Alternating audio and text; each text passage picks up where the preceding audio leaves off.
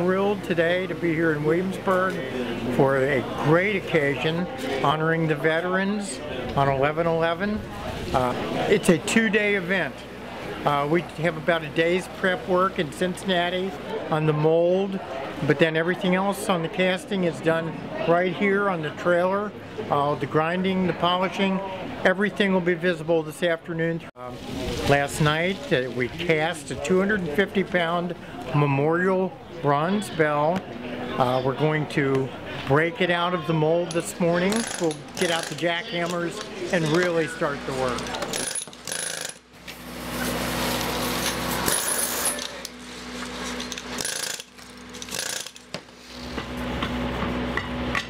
Spend the day grinding and polishing the bell. This bell is made of bronze, 80% copper, 20% tin.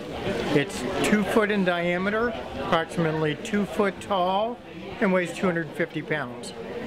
But we have individual inscription on each bell, which sets it different than any other bell being cast. So it's a very special commemorative bell.